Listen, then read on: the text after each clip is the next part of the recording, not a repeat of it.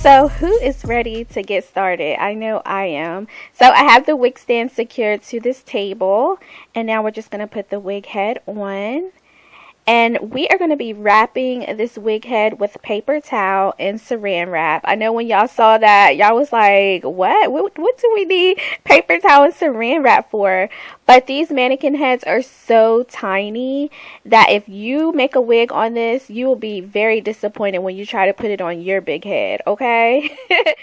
And trust me, I did that and I had to remake this whole wig, y'all. I was so mad. So make sure you wrap it and make it kind of like a cone shape because you want it to be like, you know, a scoop dome to fit your head. Well, it's easy to like put the frontal where it's supposed to be. So what I'm going to do is I'm going to take the pin. I'm going to take one of these pins and I'm going to place the frontal where I want it to be, which is pretty much measured out from this this cap. Another mistake I made is I did not stretch the wig cap enough. I put it on a natural hairline. However, this is a mannequin, so stretch that thing even if you have to put it to the eyes. Put this into a little bun just so it's out of the way. Now let's thread this needle. I'm pretty sure everyone knows how to do this, but I'm going to be very thorough in this video for those who really need like the full tutorial. So we're going to take the needle and thread. I'm just going to put the thread through this little hole and pull it through, and I'm going to match the loose ends and I'm going to tie it into a knot.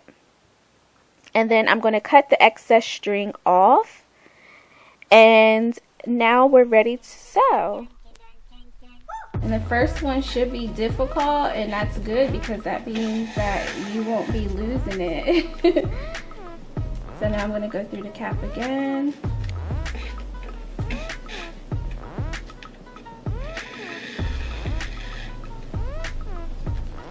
And then through the closure and pulling it really tightly.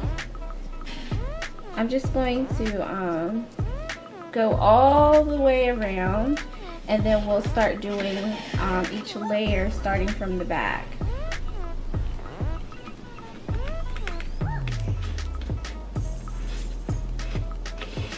So it's really easy. I'm going through the net, and then I'm going through the closure. And it's getting easier now because it already has the holes for you. So far, so good. You just have to be really careful with this part because it can start getting tangled and make a knot. And then just make sure it's nice and tight. Alright, so I'm almost done this section. I have a few more stitches to go. So I want to come back on film so you guys can see how to finish this off. So I'm going to cut the string. Now with the excess, we have to tie a knot. And sometimes, y'all, this is actually pretty short, and sometimes it's even shorter, and that sucks because trying to tie a knot with that little piece of string is hard. So I'm tying it really tight, and I'm going to do a double knot. Shoot, you can do a triple one if you want. Now I'm just going to cut that off, cut that string. And there. So now we have this all sewn all the way around. And now we're ready to do our wefts. Measure your wefts for the back from ear to ear, and you're going to repeat this process all the way up to the closure. The only tip that I do have for you during this process is I like to make the tracks closer together at the bottom to give your hair that thickness so it doesn't look so see-through. Once you get to the middle section, you can start spacing them out a little bit more, and then once you get closer to the closure, start spacing them smaller together like you did, you know, at the beginning. And it's the same process. You tie it off and then cut it. And I like to always start from right to left.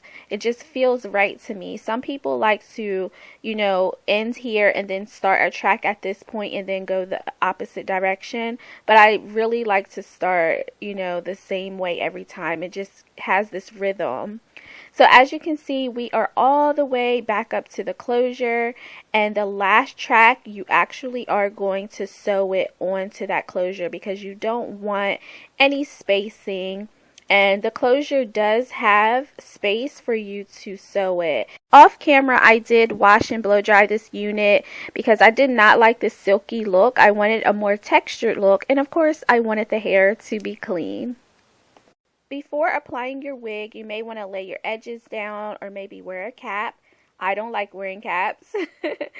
Now I can get away with wearing this without, I put it in the bag.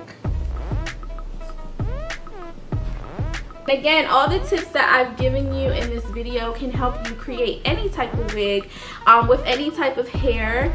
And Elfin does have a lot of different textures, and you know, you can check it out. I'll leave the link in the description box so you can go shop around and see what you see. If you have any questions, please leave it in the comment section below. Thank you guys so much for watching. I hope you guys love this video, and I will see you in my next one. Goodbye, curls.